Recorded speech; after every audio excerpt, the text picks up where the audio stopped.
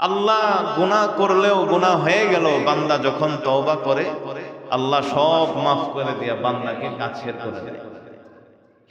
এজন্য মুসলমান বিশির হাফি আল্লাহর অনেক বড় ওলি ছিল, কিন্তু প্রাথমিক সময়ে এই বিশির হাফি মদখোর ছিল, গুনাহে জর্জরিত ছিল, সব ধরনের গুনাহ এই বিশির হাফি করত।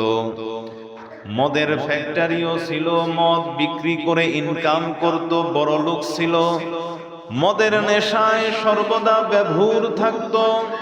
এই মদের নেশাই একবার রাস্তা দিয়ে হেঁটে যায়, পথি মধ্যে দেখে রাস্তায় একটা কাগজ পড়া, ওই কাগজের মধ্যে বিসমিল্লাহির রহমানির রহিম লেখা।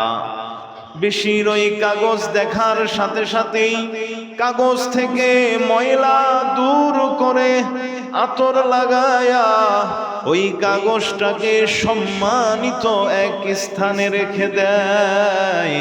বিশির হাফি এই কাজটা করার পর যখন এই কাজ করে সে তার কাজে ব্যস্ত হয়ে যায়, আল্লাহ রব্বুল আলামিন ওই এলাকার এক আল্লাহর ওলিকে স্বপ্নে দেখায়, ও আমার বান্দা, বিশির নামে আমার এক বান্দা আছে, ওই বান্দাকে গিয়া বলো, ওই আমার নাম যেইভাবে সমন্বিত করেছে, যেইভাবে আমার নাম সুশোভিত করেছে, আমি আল্লাহ তার নাম কেউ তাকে আমি দুনিয়া আখিরাতে সম্মানিত করব, সুশোভিত করে দিব। ওই আল্লাহর ওলি যখন এই স্বপ্ন দেখলো, চিন্তা করলেন এত বড় মদখোরের জন্য কি কখনো এই সুসংবাদ হতে পারে না, আমার স্বপ্ন ভুল। এই কথা ভেবে আবার সে শুয়ে পড়ল, ঘুমের ঘরে চলে গেল। তখন আল্লাহ আবার একই স্বপ্ন দেখাইলেন, বিশিরকে গিয়া বলো, আমি আল্লাহ তার তওবা কবুল করব, আমার নাম বিশির যেইভাবে সমন্বিত করেছে, আমার নামকে যেইভাবে বিশির সুশোভিত করেছে, আমিও বিশিরের নাম দুনিয়া আখিরাতে সমন্বিত করে দিব। দ্বিতীয়বার এই স্বপ্ন দেখার পর আল্লাহর ওলির তাও বিশ্বাস হয় না, কেননা বিশির তো অত্যন্ত খারাপ মানুষ ছিল, তার মতো খারাপ মানুষ দুনিয়ায় হয় না। এই ভেবে তৃতীয়বার যখন আবার ঘুমায়, আল্লাহ আবার স্বপ্ন দেখায়, ও আমার বান্দা, যাও যাও যাও, বিশিরকে গিয়া বলো,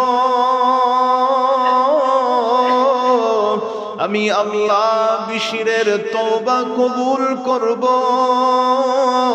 আমি আল্লাহ বিশিরের নাম সমন্বিত করে দিব।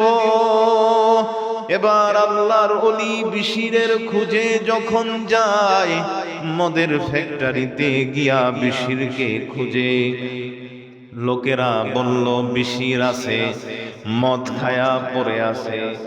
ওই আল্লাহর ওলি বলে, যাও যাও, বিশিরকে গিয়া বলো, আল্লাহর পক্ষ থেকে তার নিকটে একজন পয়গাম নিয়ে আসছে, খবর সংবাদ নিয়ে আসছে, আল্লাহর পক্ষ থেকে একজন বার্তাবাহক আল্লাহ তার কাছে পাঠাইছে। এই কথা যখন বিশিরকে গিয়া বলল যে আল্লাহর পক্ষ থেকে তোমার ব্যাপারে একটা পয়গাম আসছে, সংবাদ আসছে, বিশির অস্থির হয়ে গেল, ভীত সন্ত্রস্ত হয়ে গেল, না জানি আমার ব্যাপারে কোনো আযাবের কথা আল্লাহর পক্ষ থেকে আসলো কিনা, কারণ আমার তো গুনার শেষ নাই, আমি তো মদ খাই, মাতাল হওয়া সত্ত্বেও এই কথা শোনার সাথে সাথে মাতলামি চলে গেল ভয়ে।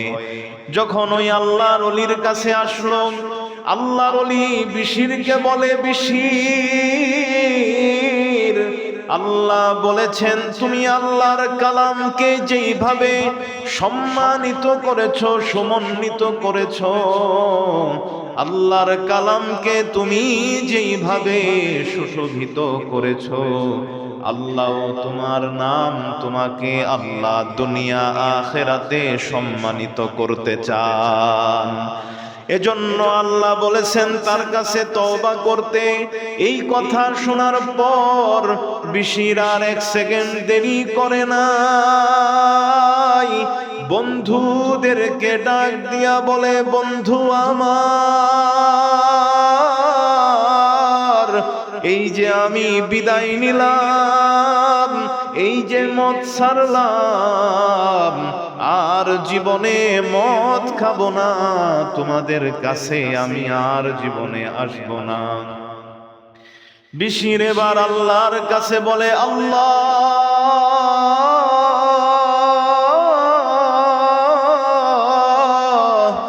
না জেনে ভুল করছি গো আল্লাহ, বুঝি নাই, খেয়াল করি নাই তোমার কথা আল্লাহ, মেহেরবানি করে আল্লাহ তুমি আমারে মাফ করে দাও। এইভাবে তওবা করার পর আল্লাহ বিশিরকে এত কবুল করে নিল যে সকল ওলিদের আল্লাহ বিশিরকে সর্দার বানায়া দিল। ও মুসলমান, শুধু এতটুকুই নয়, এই বিশির আল্লাহর এমন ওলি হলো যে জমিনে সে কখনো জুতা পায়ে হাঁটতো না, এজন্য তাকে হাফি বলা হয়। হাফি শব্দের অর্থ হলো খালি পায়ে চলনেওয়ালা। সে জমিনে কখনো জুতা পায়ে চলতো না। এর কারণ কিরে মুসলমান? কারণ হলো ওয়াল আরদা ফারাশনাহা,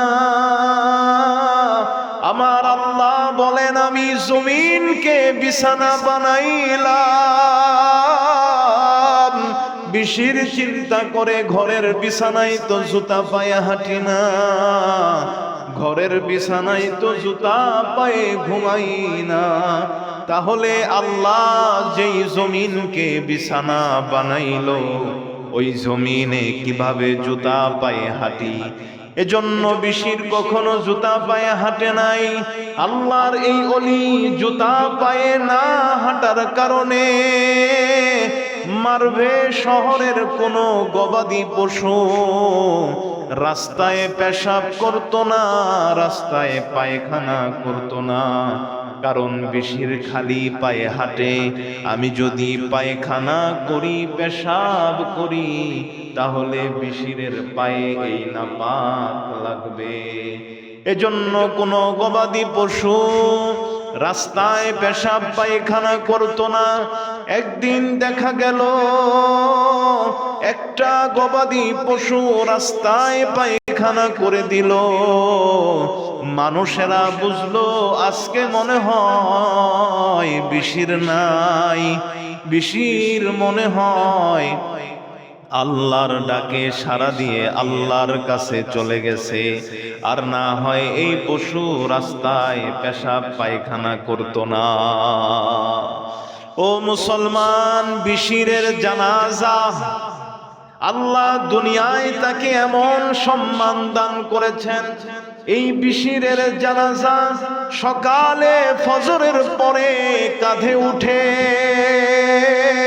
কিন্তু মানুষের ভিড়ের কারণে এত মানুষ হয় যে এই জানাজা, এই খাটিয়া কাঁধ থেকে নামাতে নামাতে এশা হয়ে যায়। বিশিরের জানাজায় এত ভিড় হয়েছিল, এত লোক হয়েছিল। এজন্য তৎকালীন সময়ের বড় মুহাদ্দিস আলী ইবনুল মাদিনী রাহমাতুল্লাহি আলাইহি তিনি বলেন, আল্লাহ বিশিরের আমলের কারণে আল্লাহ আখিরাতের আগেই বিশিরকে সম্মানিত করলেন। ও মুসলমান, বিশির এত সম্মানিত মানুষ ছিল, ইমামে আহমদ বিন হাম্বল রহমতুল্লাহি আলাইহির দরবারে যখন এই বিশির জাত, তখন ইমামে আহমদ বিন হাম্বল রহমতুল্লাহি আলাইহি দর্স দিতেন হাদিসের দর্স চলাকালীন সময়ে যখন বিশির যাইত ইমামে আহমদ বিন হাম্বলের মজলিসে, তখন ইমামে আহমদ বিন হাম্বল অনেক বড় মুহাদ্দিস। মুসনাদে আহমদ যেটা 52 খণ্ডের মধ্যে লেখা অথবা 6 খণ্ডের মধ্যে লেখা মুসনাদে আহমদ, হাজার হাজার হাদিস যার মধ্যে। এই ইমামে আহমদ বিশির হাফিকে দেখলেই মজলিস থেকে উঠে যাইতেন, নিজের জায়গা বিশিরের জন্য ছেড়ে দিতেন, বিশিরকে ওই জায়গায় বসতে বলতেন। ছাত্ররা বলে, ইমামে আহমদ, ও আমাদের উস্তাদ মহোদয়, বিশিরকে কেন আপনি জায়গা করে দেন? বিশির আসলে কেন আপনি উঠে যান? অথচ বিশির তো কোনো আলেম না, আপনি তো হাদিসের আলেম, আপনি তো বড় মুহাদ্দিস, বিশির আসলে কেন আপনি তাকে জায়গা করে দেন? ইমামে আহমদ বিন হাম্বল রহমতুল্লাহি আলাইহি বলেন, আনা আ'লামু বিকিতাবিল্লাহ, আমি আল্লাহর কোরআন সম্পর্কে বেশি জানি। আর বিশির আ'লামু বিল্লাহ, বিশির আল্লাহ সম্পর্কে বেশি জানে। আমি আল্লাহর কালাম সম্পর্কে বেশি জানি ঠিক, কিন্তু আল্লাহ সম্পর্কে বেশি জানি না। আর বিশির আল্লাহ সম্পর্কে বেশি জ্ঞান রাখে, এজন্য বিশির আসলে তার সম্মানার্থে আমি আমার জায়গা খালি করে দেই। এইরকম তওবা করলে আল্লাহ তাআলার কাছে সম্মানিত হওয়া যায়।